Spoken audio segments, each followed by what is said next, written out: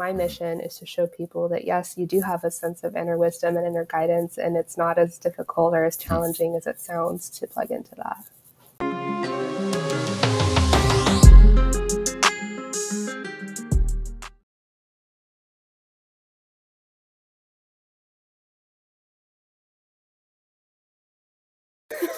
Okay. Praised it. Challenging you, yes. Yeah, for sure. And it's not the first actually month I've been using it, so but still obviously some sort of interruptions happen. So once again, I'm sorry. Yeah, we got interrupted by you introducing yourself, so please. Yes. Yeah, that's fine. So I'm a psychic empath, quantum energy healer, spiritual mentor, and life coach. And I show people how to tune into their intuition and develop their spiritual gifts and abilities so that they can create their dream life. That sounds promising indeed, to say the least. It's quite promising. Why are you on the platform to finding podcasts and guests? Is this a priority for you to expose people to you or to expose yourself to other people? What's the goal? Yes, I'm on a mission to normalize psychic intuition. I think a lot of people hear the word psychic and they come with a lot of reservations and preconceived notions of what that is. And I think a lot of that has to do with societal conditioning, that we grow up thinking that that's something. Was that me again? I think it's restarting on my end. So I was going to apologize. Yeah, no, I see it. I think I should just see it restarting, and I don't know if maybe I should like try on my phone or what. Did you get all of that? Oh, no, unfortunately, okay. It will definitely not allow you to come through with the phone. I'm embarrassed. I'm sorry. That's probably on me. I'm fairly unprofessional in this whole field.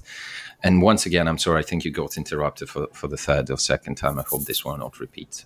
So you were speaking about a mission of yours, right? That you're on a mission to attract attention, you would say? I wouldn't say it's to attract attention towards myself. It's to spread awareness on the idea of psychic intuition being something that everyone has. Sometimes we hear the word psychic and we think, well, that's something weird, or like not everyone has that ability, but I believe that everyone has a sense of intuition, and it's just that over time we've toned that down and we've hidden that from ourselves to where we get to these cycles of second guessing and overthinking. And so my mission is to show people that, yes, you do have a sense of inner wisdom and inner guidance, and it's not as difficult or as challenging as it sounds to plug into that.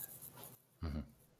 How did you get into it to start with? Yeah, so my journey of developing my spiritual gifts has been lifelong. I first discovered my sense of intuition when I was 9 years old. I was coming out of school to get picked up, and all of a sudden I just had this random thought that a bird was going to poop on me.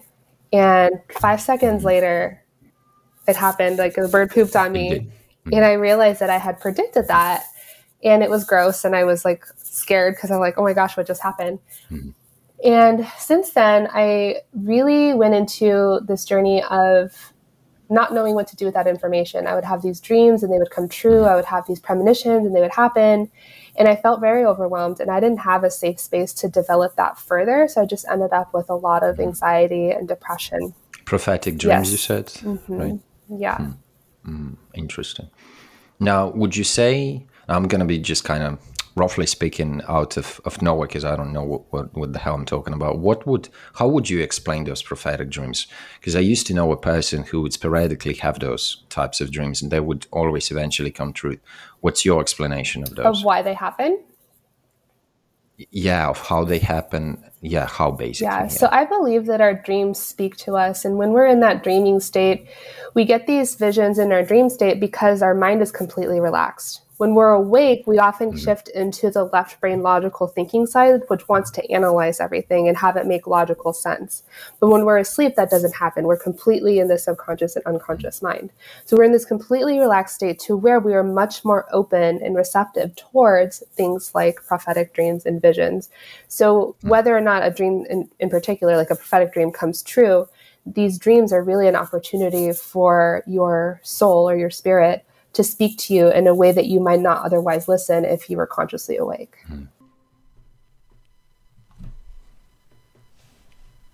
Fingers crossed, one more time. Oh, okay, hi. Yeah. Well, I think the good news with Google Meet is that if it fails yet again, you will be able to reconnect with your phone. So we still have one more option just in case. I don't think are we recording? Yes, we are. Yeah, I'm recording it with additional software. I hope that that thing will not break down. Man, I'm sorry for that. So I was going to ask you, because when you started speaking about prophetic dreams and how only in the state of sleep are we able to tap into certain abilities, that reminded me psychedelics, actually. And normally doesn't take me way too long before psychedelics is mentioned in my episodes. Do you interact any? How do you integrate them in your practice? And do you see the connection between the states of mind that those substances allow you to go into and those kind of dreams, you know? Yeah, and I want to be clear. It's not that we can only access this prophecy through the dream state. It's that most people are not open and receptive to that. So that's how spirit can then talk to you, is through the dream state. And then as far as psychedelic goes, I had 2 opportunities to take them. The first time I was pregnant, so obviously I cannot do that. The second time I actually partook of them, but I guess they had been so old that the psilocybin had already worn off of the mushrooms. So it didn't work for me at all. But I know from the people that I've talked to and from what I've studied is that this is a tool for you to reach an altered state of consciousness, but it's not the only tool. So you can reach altered states of consciousness through the dream state, through psilocybin, through other materials, or taking a meditative journey or whatever. But I also want to make it clear that you don't have to use other tools to achieve this state. I've had the honor and blessing of being able to develop this skill over the past several years, so I can drop in and out of that altered state of consciousness without having to use another tool or another substance. Do you see yourself perhaps trying those substances once again? Does that correlate with you in the future somehow, you think? Yeah, I think so, because I know a lot of people do refer to that, and I'd love to experience it for myself to see what that's like firsthand, so I don't have to speak about it from a theoretical perspective. How have you honed this ability to tap in and out of that condition, if you don't mind saying? Yeah. So part of it is releasing the preconceived notions of what we think it means to be psychic or intuitive, and really releasing that from an energetic standpoint. There can be mindset work, there can be quantum energy healing, there can be some reprogramming from the ancestral level. So for me, it's that whole energetic clearing of the past so that I can fully embrace my future. And then it was initially a practice of, I do a lot of guided meditation. So it was a practice of getting into the guided meditation piece of it so that I could learn how to drop my guard, ground, calm and center, really tune into that lower level. When I work with these energies, I often start with the lower chakras, which is the lower energy center. And then we have 7 chakras from the top of the head all the way down to the base of the spine. So I always like to envision going down into the deep earth, connecting with the earth energy, and then like imagining branches going up into the sky, connecting with the celestial God, source, universe, whatever you call that higher power. And then I see myself as an open channel for receiving guidance, wisdom, messages, whatever. And then that's how I've been able to drop in and out, is just going into that state like that versus me having to sit down and meditate and do that. So you would potentially be able to do it at a wish, right? Whenever you desire, wherever you want to do it. Is that so? Yeah. And I think a lot of it is mindset, right? So we have in our head that, oh, I have to take psychedelics, or I have to be asleep, or I have to go into a meditative state to connect or tune in.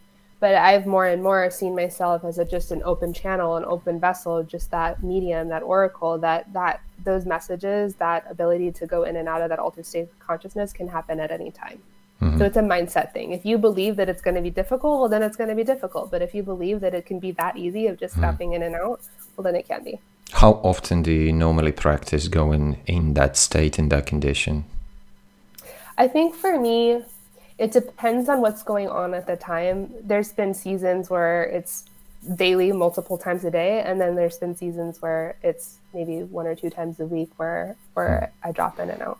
But again, it's like I receive messages all the time, like from the higher realm. So it doesn't have to be like necessarily me consciously going into it. It just happens. But it may be, right, if you wish.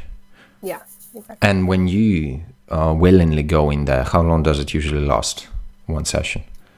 I mean, again, I'm not looking at it so much as a session as it is just that open conversation with a higher state of consciousness. So if I were to like intentionally go into a session, it could be anywhere from a few minutes to an hour or more. But if I'm just like kind of leaving my energy open to receiving, I could get intuitive hits and downloads just randomly in the moment. So yeah, interesting. That's surely fascinating. When you're into that in that condition, you claim to speak to a higher power, a higher entity, of something like that, right? How is that? How does that practically look and feel to you? Do you just hear a voice? Do you have visuals?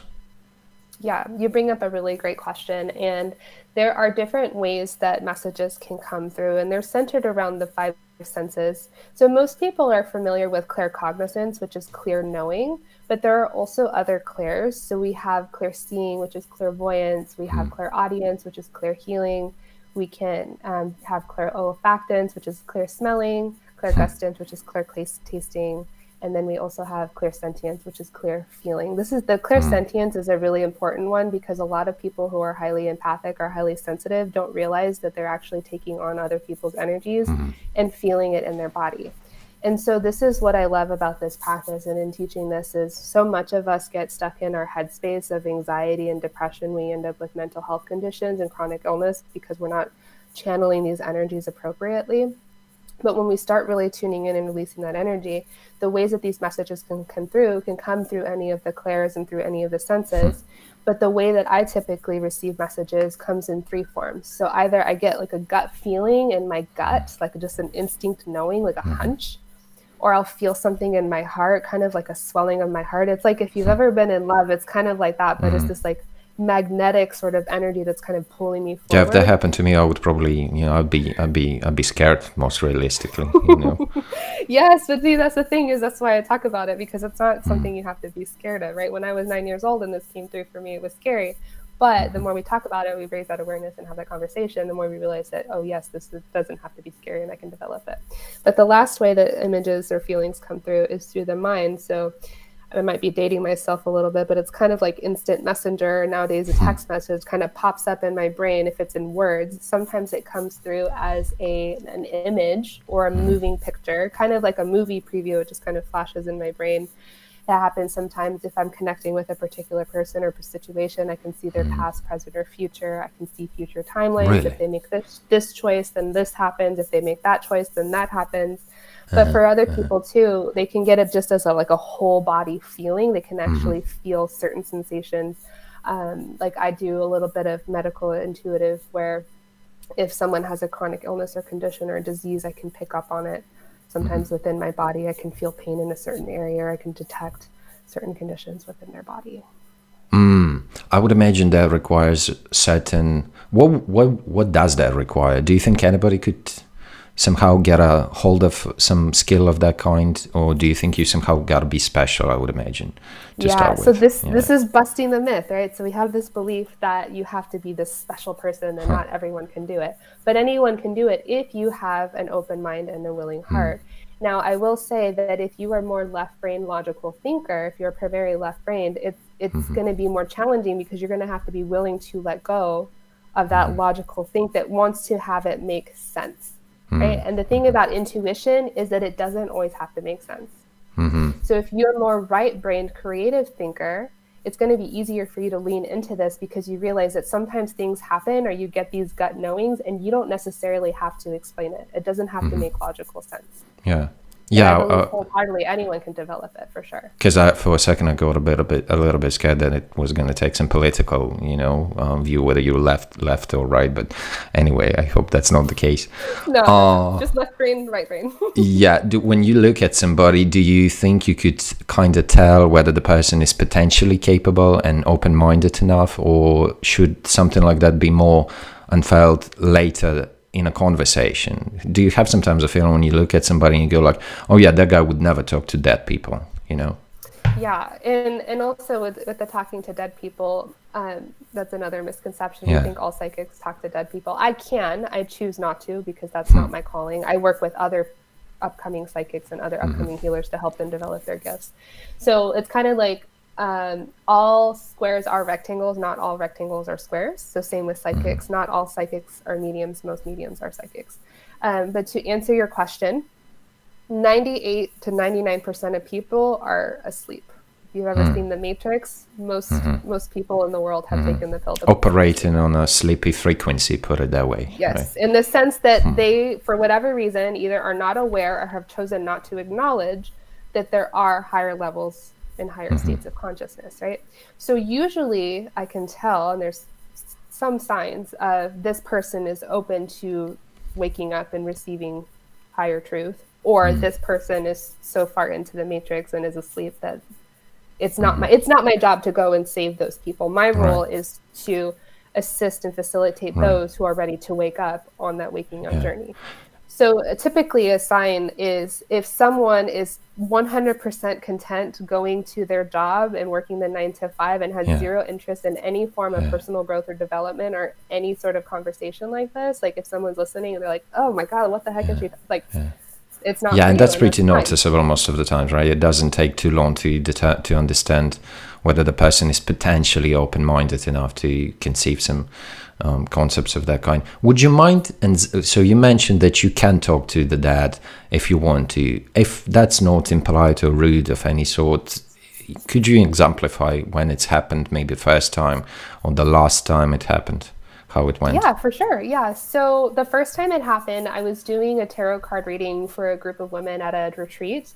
And one of the ladies in particular, I was reading her cards, and all of a sudden, this was the first time it happened for me, but all of a sudden I got this voice, this image of a woman, a Native American woman came through, and she had a message, and I couldn't even tell you what the message was because it wasn't for me.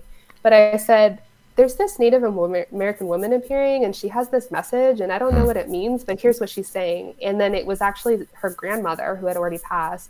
And that was something that she used to say to her when she was growing up. And you had no knowing of any sort about that, right? No, I didn't know about the grandmother. I had never heard of the grandmother. I didn't know she had passed, and I didn't. And were you able to repeat the message precisely, or you couldn't even kind of decipher the message that was being sent to you?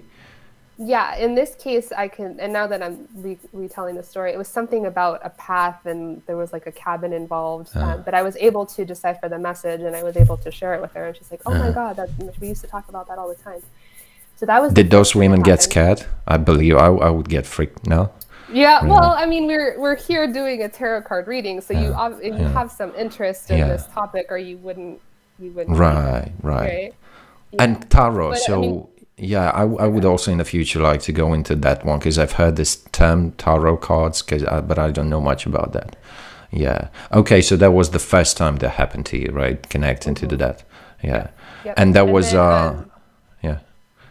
I was going to say, because you asked, could I understand the message? The answer to that in, other situations has been, it doesn't always come through as words that I can understand in English terms, right? So that we also have something called light language, or if you've ever heard of speaking in tongues, it's kind of this nonsensical language that is angelic, right? That I can see it, I can sign it, I can speak it, I can sing it, but it doesn't make sense on a English. I've always been fascinated by speaking in tongues. I wish I could one day, that's kind of what happened to me first time I took mushrooms. I invented my own language. I think I was speaking in tongues a lot, to be honest. And I think I was the only one who could understand. I sounded like a frog, so I don't know if that correlates with anything spiritual. Here's the thing is we all have this ability, but it's that false limiting belief that says, I wish I could do it.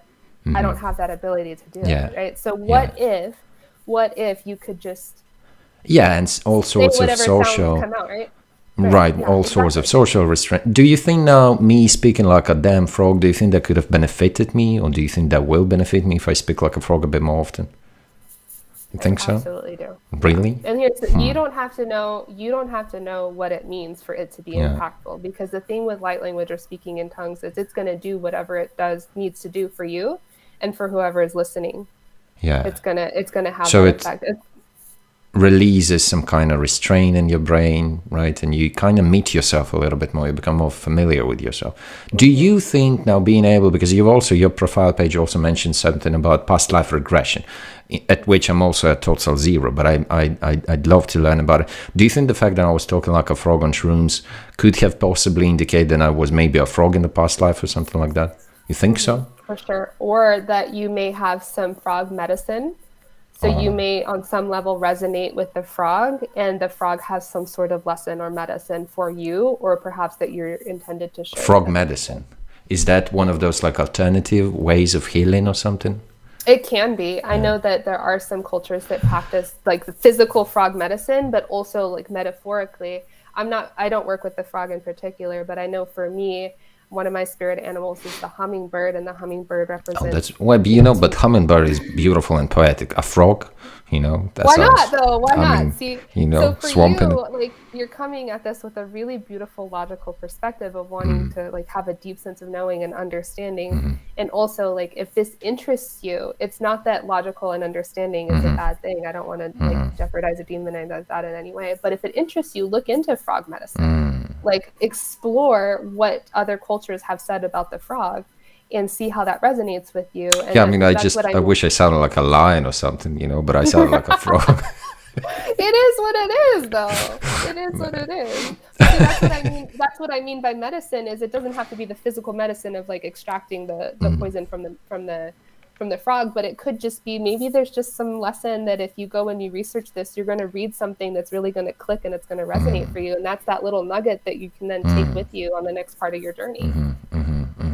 Are you a proponent of the theory that says that there are like these dimensions in which we can tap in and out, or do you stick to more thinking that it's all in the brain? Yeah, no, there's absolutely other dimensions. Like another place somewhere, right? Yeah, so we live in this 3D physical reality. That's the here and now, right? The things you can feel and touch.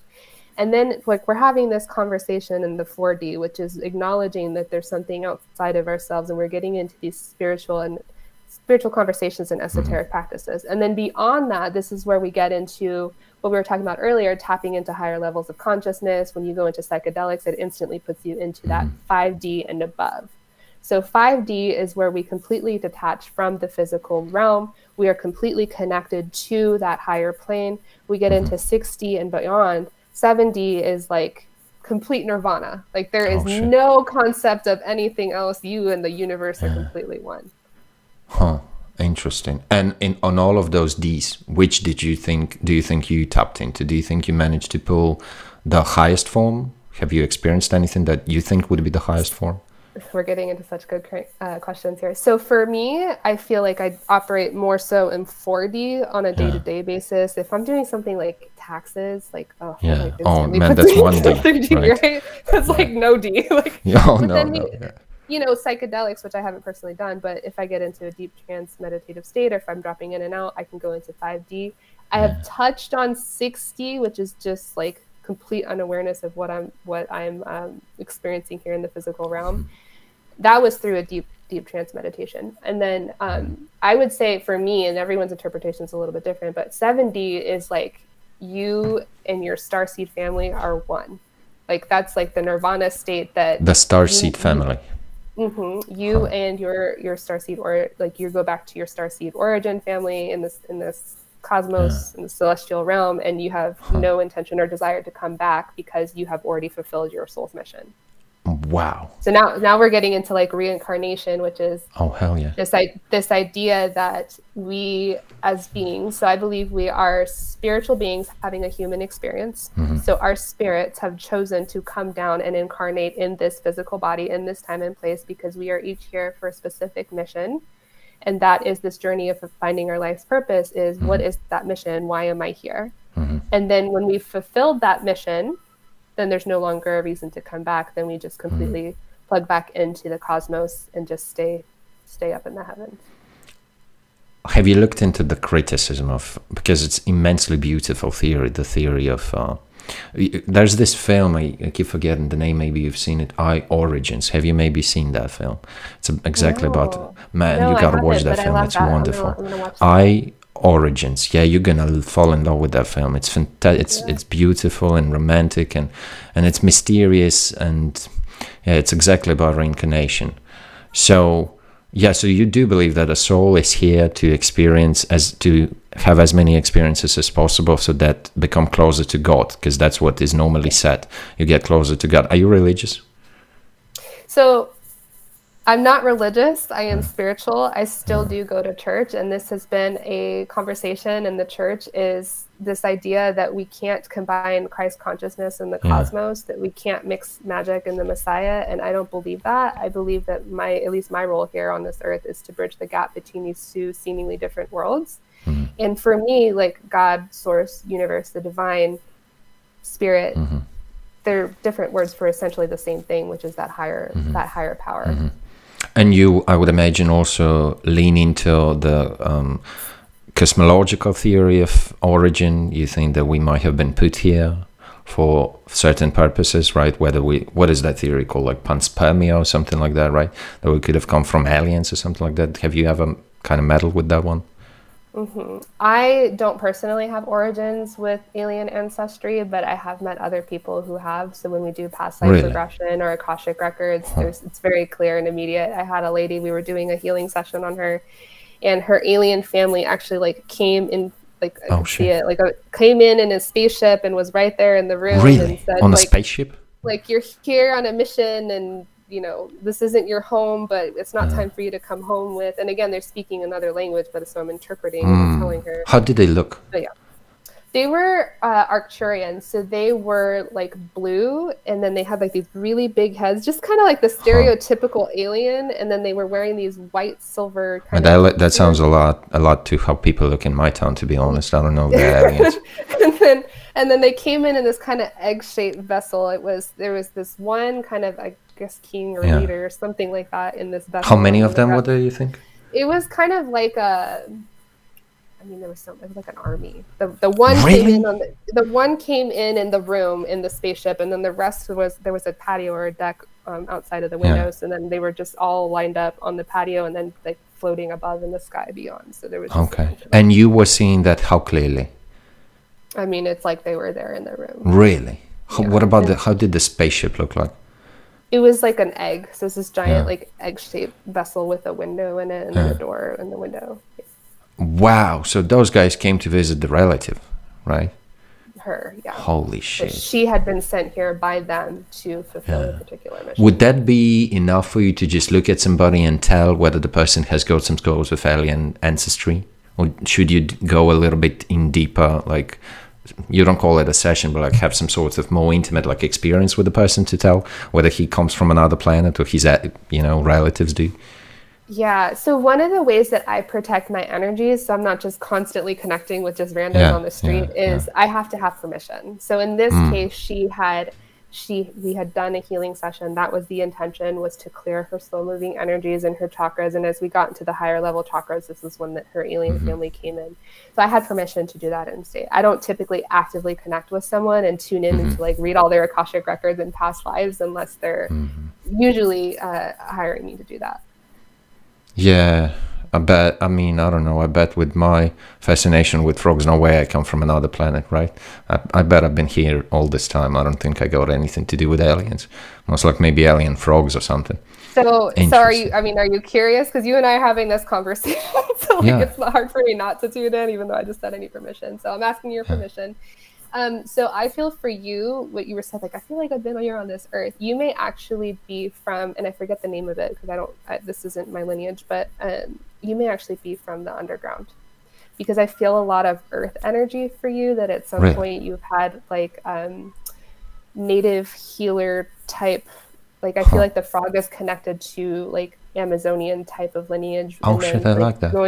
Going beyond that is like the actual, if you believe in the city that lives underneath the Earth's crust, I think you're actually from there. Damn, I could see myself residing in some deep tunnel somewhere under some, interesting. Cave people, like cavemen. Yeah, those are my people for sure. For sure, yeah. We probably even have some visual similarities, to be honest. Like, have you seen the horror film, The Descent? 2 parts of that. No. Yeah, so as an empath, I can't do the horror because I feel everything. Have you ever had any horrible experience during one of those moments when you wanted to connect to top? Yeah, the scariest thing that's ever happened is, and this was the same day as I had done the lady for the with the aliens, we were having something called a goddess getaway, which is a ladies retreat that I host where we tune into the divine feminine and the dark goddess. And I was doing her healing session, and we actually had some demons come through that came Oh, up hell from no. behind me of like wanting to come back and grab her and take her spirit back with them to the underworld. And it wasn't just me watching doing it. So I had some other people watching, and one of the more advanced ladies and I put these demons into a crystal, and that crystal had such dark energy that like none of us could touch it. Me as the facilitator of this retreat took a towel, grabbed it, put it on the edge of the patio, dropped it off the patio, went downstairs because I didn't want to bring it back in the house. Took it from outside the house and then threw it in the ocean. Wow. And you're seeing it all with eyes open, right? So it's not like you eyes open, eyes closed. Yeah. Huh. Interesting. Yeah, that requires a certain setup, I imagine, right? You have to be totally unbothered, right? Totally undistracted by anything. Wow. And you saw those entities, those demons? I felt them first. So I felt this energy come up from behind me, and then I saw kind of like dark shadows. I mean, just like you would in the movie, just like a person like in a cloak, just all dark, and just there was several of them. I didn't count how many, but there were several of them coming up behind me, and they just had these hands like reaching out from behind me, like wanting to grab her and pull her back. Like typically looking monstrous hands. Do you think some fur on them, some claws? Yeah, like, you know, like all claw-like. Yeah, at one point you gotta wonder, like, no way those films and books are based on nothing. So it's always a question whether collective consciousness, right? So if we are, you know, made in God's image and we are channels for that, then we are all tuning into that same information. I believe that if it's already in a book or a movie, it's already happened or is happening. Yeah, I can relate to it, but to me it's always been a question whether we first portrayed it in some sort of fictional source, or the fictional source was the result of us seeing something. Because I don't know. What if someone writing a book or writing a movie is the prophecy, the prophetic dream? And he's probably even unaware of that, right? Yeah, isn't that could be all those authors and directors, right? They could tap into something they don't even know. Yeah. Shit. Okay, now what about foreseeing the future, telling the future? Do you receive a lot of requests from people that know you for you to tell the future, anything like that? I do. And I used to offer a lot of readings. That's how I gained practice and really sharpened my skills, was doing readings. Now, so I do it more upon request than having an open shop. But my thing about the future is everything is a choice. We always have free will. And how I see the future is this sort of web or matrix of all these possibilities. If you ever look at a map or the freeways and all these roads in these systems, it's this idea, well, if you make this decision, like if you turn left here, all these possibilities are open. But if you turn right and make this other decision, all these possibilities are open. And so as a reader, I tend to see what's for someone's highest good or greatest potential, like what's in alignment with their higher self, what's in alignment with their soul's mission and life purpose. So I tend to see what's either going to be the path of least resistance or what's going to be for their greatest good overall. It doesn't mean it's going to be easy, but it's going to be in alignment with whatever on earth they're here for. Now, just because I see that doesn't mean that that's what you have to do, because again, you always have free will. You always have a choice. So if I say, you know, actually your soul's calling is to take this podcast and make it global and make sure like millions of people hear this because, you know, you have something to share. Like you could say, oh yeah, Nicole, that's nice. And then go off and like never do another podcast. Right. So like, just because I see what's for your greatest good, I see your future, that doesn't mean that's what you're going to do. Do you totally discard the concept of determinism, and you totally don't believe in that to a certain extent everything has been predetermined in our life?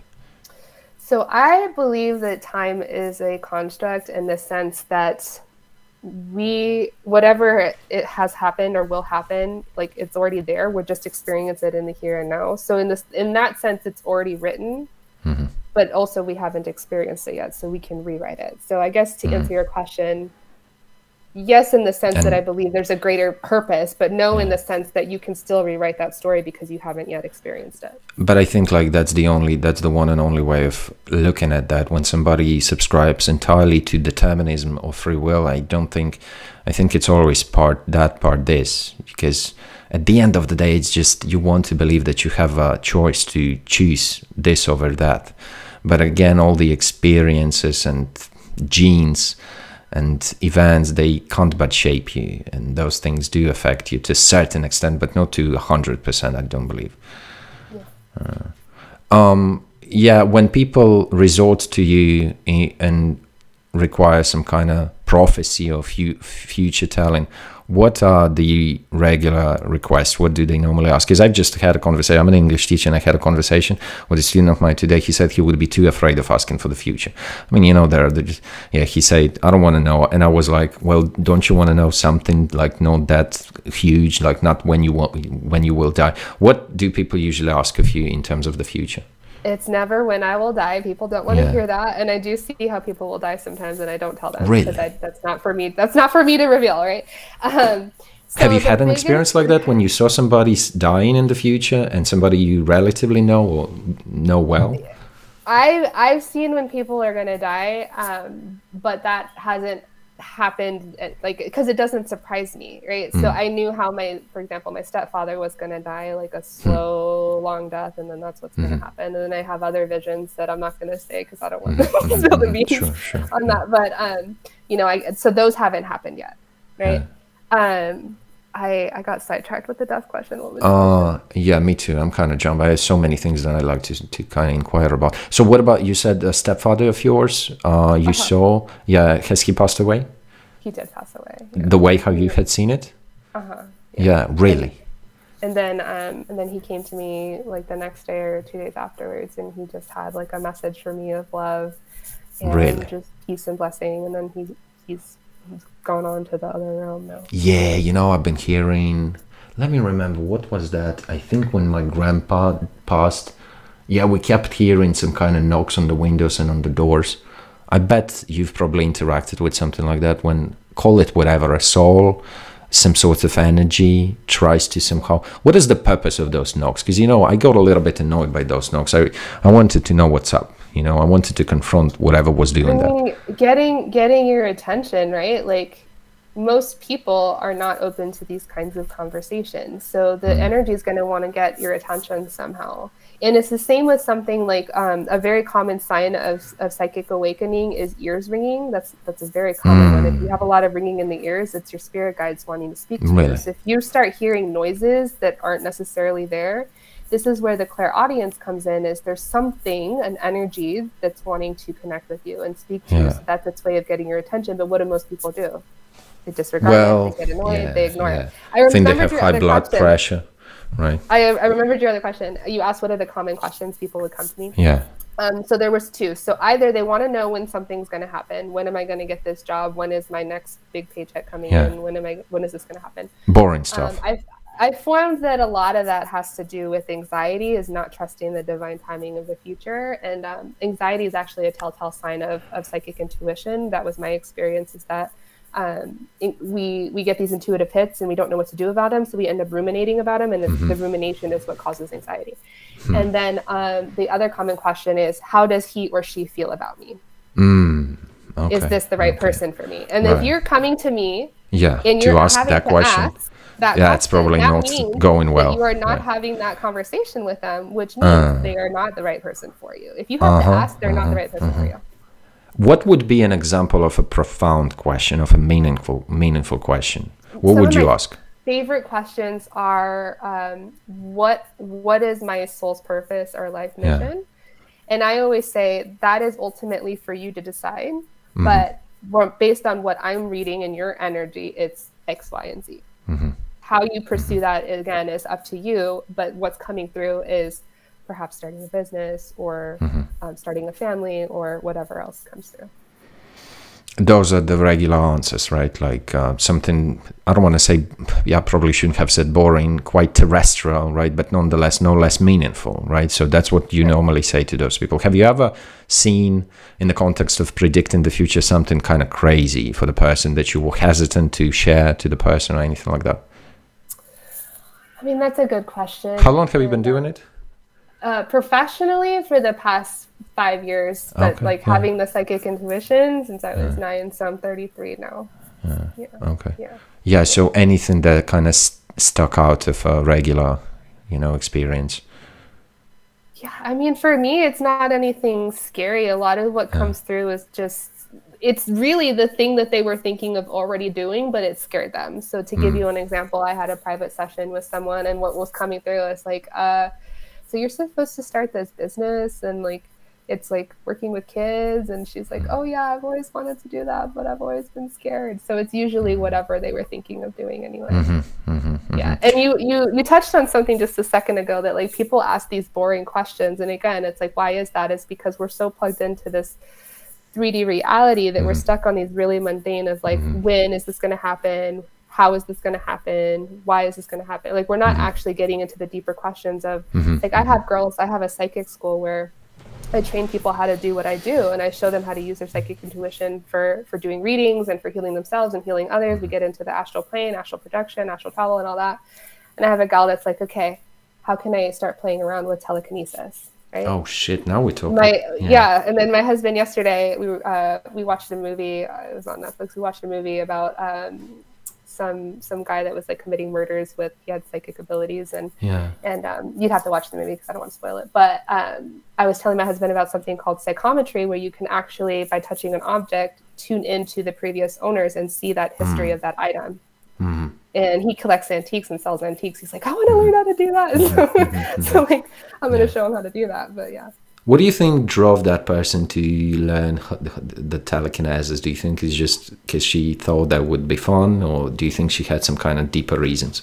Think she was going to burn a town down or something? No. I don't think she had any malicious intentions. I think for her, it was like tangible proof of a skill that she had been developing for some time.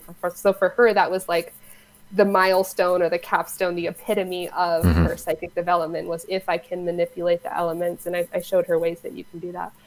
If I can do that, then that means that I have like done it, right? You're skeptical about her motivation, aren't you?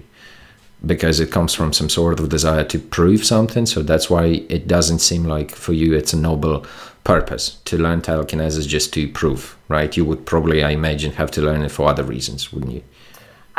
I don't think the motivation matters so much as, you know, as long as we're not doing it to, like you said, burn the town down and destroy people, like then if you want to get there, great. Like, it's like people who go to school and get a bachelor's degree. Why?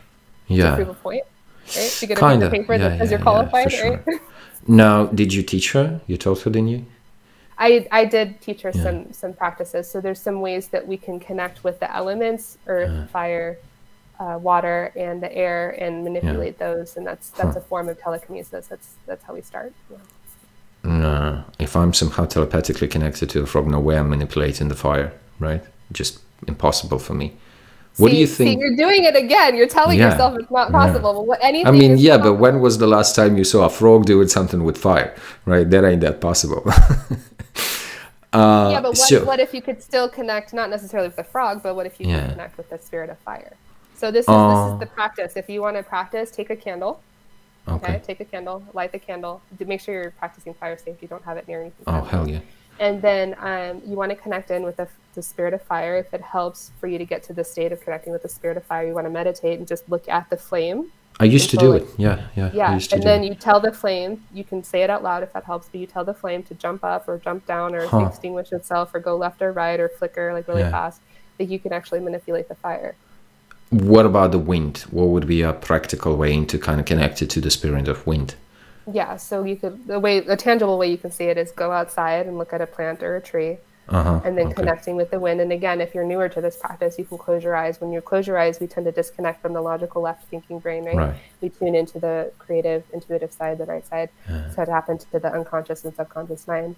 And then you can connect in with the spirit of air. And then you'll have to open your eyes to see, but then have the wind move this way or that way, or shake the tree or the plant, and then see how that goes.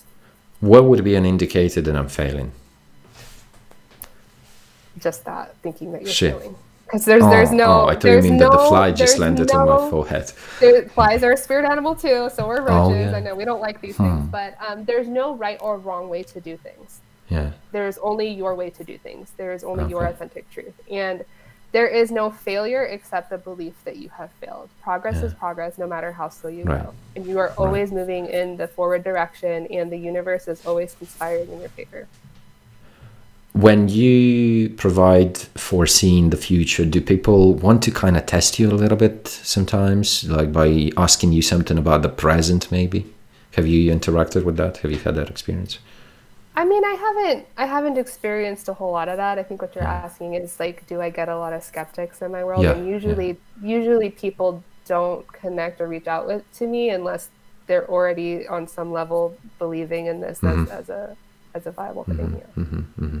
And currently you run a school, you said? Yeah, I have a something called the Oracle Academy. So that's Oracle spelled as in Aura, AURACLE Academy. And then within that academy, we have the psychic school where I actually train you how to develop your psychic skills and abilities and use that for yourself, for others, for healing yourself, for others. And then we get into some more advanced practices there at the end. I'm looking at your profile because your profile is quite a profile, I must confess, and there are a lot of terms that I am totally unaware of, so I'd like to ask you, if you don't mind, a little bit about that. So I think we've kind of touched upon spirituality and mentorship, like some kind of mentored meditation. You said you have taken those guided meditation, right? Which means that you have some kind of a guide, right?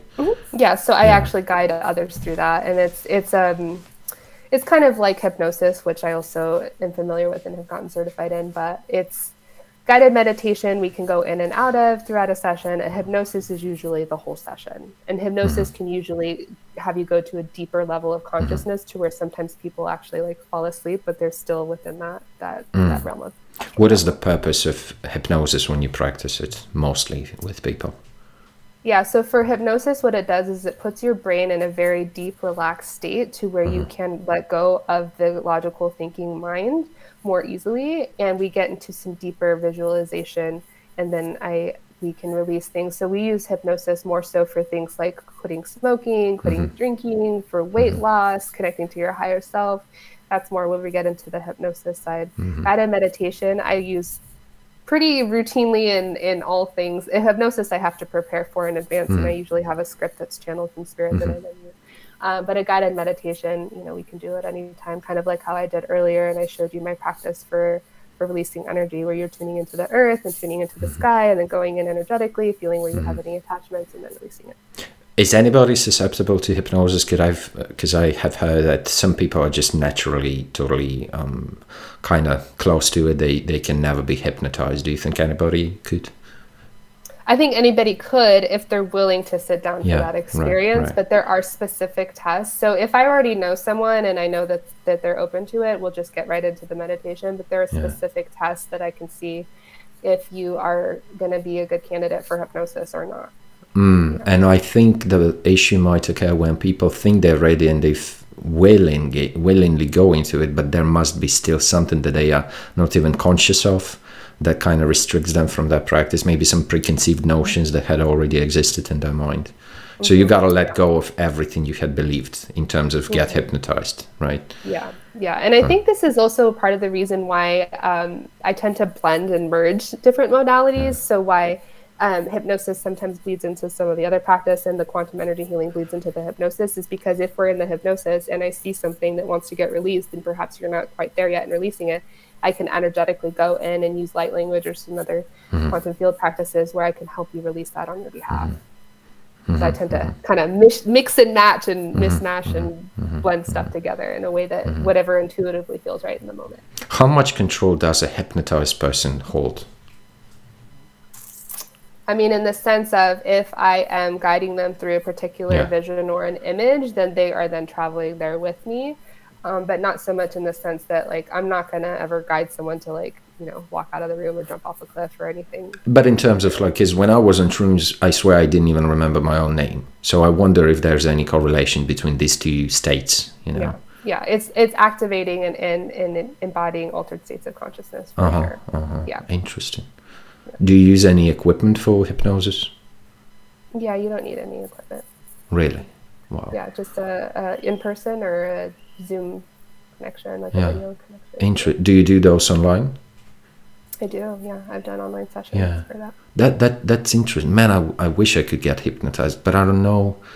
Let me think why I don't know, because I feel, do you think possibly, potentially, if we could pull something like that right now, do you think I would be ready for now for something similar of that kind? Because I'm ridiculously curious, to be honest.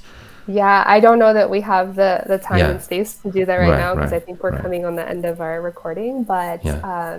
you know, I would say if that's something that you're curious to try, there's Oh, some hell part yeah, of you for that's sure. open to Yeah. that. So we could definitely book some other time Yeah, and session to do that, that. and probably some kind of, I don't even know, I don't want to come off as superficial with my questions potentially for the future, because you must have heard a lot of superficial questions, whether you consider them so or not. But I would definitely not want to ask whether I'm gonna double my income next year or something like that. See, and for me, it's not my place to judge. Like, if that's what you Yeah. want to ask, that's what you want to ask. Okay. Okay. Fair enough. Yeah, that's good. That's good. Yeah, but then I would be asking something about higher things for sure. Higher things for sure. Now, one of the last, we're a little bit tight with time. So Akashic records, if you don't mind Yeah. expanding on what that Yeah, is. Akashic records are the records of everything that has ever happened, is happening, and will happen. So if you could imagine, I always think of this image in the cartoon Beauty and the Beast that came out in the 90s, but like this giant room of bookshelves filled all the way up from floor to ceiling, just the whole Yeah. room, all these Yeah. books. And in there is your book, Uh-huh. right? And in there is my book. And so we go into this room of all the records, and we pull out our book and we open the book, and this has everything. Right. All of your past lives, all of your soul contracts, your karmic agreements, all your ancestors, all your present thinkings and feelings in this physical reality, and all your future lives and all your future happenings in this life, right? Has everything. So we can go into that book and we can tune in and we can look at previous lives. We could look at our starseed origins. We could look at anything we want. And then we could also tap into seeing patterns. So a lot of things that come up in this life, these patterns that we notice, for example, the common one I see in my line of work is a fear of rejection. So I'm going to push people away, but really deep down, I just want love, right? Well, where does that come from? Does that come from childhood? Does that come from a past life? Does that come from somewhere else? So we can also pull in, this is just a tool. So we can pull in the Akashic records as a tool to see where that's happening. To return for a second to past lives and reincarnation, you do believe obviously you will be reincarnated, right? Yeah. Do you think there's a way to preserve some kind of bits of information of the remnants of memory in your soul after you are reincarnated? Yeah. I think that it's already there within you. And then that's the discovery and the beauty of this journey, is the remembrance of what you already know. So all this, what I'm talking about, the Akashic records, you already know on some level. And I think that's why people like you and me are on this journey of searching, is that you want to get back to that remembrance of your true self. So I think that's why you're drawn to things like psychedelics, is that allows you to tune into that state and be more open to receiving that kind of information more quickly. I think one of the most compelling, one of the most appealing to me, probably potential arguments in favor of reincarnation, is that feeling when you've learned a new skill or something, and it feels like you've always known it. And it doesn't feel like you've obtained a totally new skill, but it feels like you've just remembered it. Exactly. Like you've restored it. That's exactly what happened with me in English. I don't remember myself spending one day without English. And it feels like I've always known, and I just restored that memory. Yeah. I just restored that memory. But how, let's play the devil's advocate a little bit. How would you, do you know any potential counter arguments to that feeling that you've discovered it? What would be skepticism to that? Well, you just have a natural aptitude for it. Okay, well, yeah. It's just a natural talent. Yeah, but then natural talent, what does that really mean, right? If you start looking deeper into it. You could look at, your brain wiring, your genetics. For someone, some people pick up sports really easily, and it's very easy for them and say, oh, that's just your genetics. You have good genes, that you just have a natural aptitude for that. Yeah. You do notice a lot of things being too easily discarded by scientific, probably, or so-called natural, while in fact it's actually some deeper reasons, right? You want to give me an example of what you mean by that? Well, that's exactly what we've been talking about. When people say it's your aptitude, it's your genes, but then so they tend to explain a lot of things scientifically, to perhaps biologically, whereas the reality is a bit more spiritual, right? Yeah, I think for me, a lot of that comes through tangibly as like what I was talking about, the ringing of the ears. We call it tinnitus, right? It was like the ringing, but like from the spiritual perspective, that's your spirit guides trying to get your attention.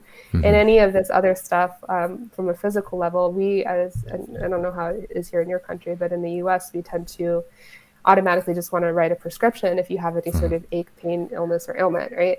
But on a spiritual level, disease or dis-ease is your body is not at ease, because these symptoms are warning signs, the universe trying to get your attention that you either need to slow down or stop what you're doing, to reevaluate, to reassess, so you can get back on track for your soul's mission and life purpose. But what happens? We get something like an illness, we get cancer, and we want to just go into chemo and radiation and say, well, that's just what people do. But what if that is actually the culmination of you not following your soul's mission and soul's purpose, and all this disease or dis-ease create dissonance in your body, which then resulted in cancer. You do think it's possible to cure cancer by improving those deep aspects of your soul that have wanted to be taken care of, right? Yeah, I believe that, and I believe in magic, I believe in miracles, I believe in quantum energy healing. I've done psychic surgery on myself and others, so there's a lot that can be done. Wow. Yeah, well, I'd love to extend the conversation, but I feel like it's, I don't want to take up too much of your precious time. It's been surely, a roller coaster for sure. I truly appreciate it. Thank you very much. It's wonderful. I think conversations like that must take place.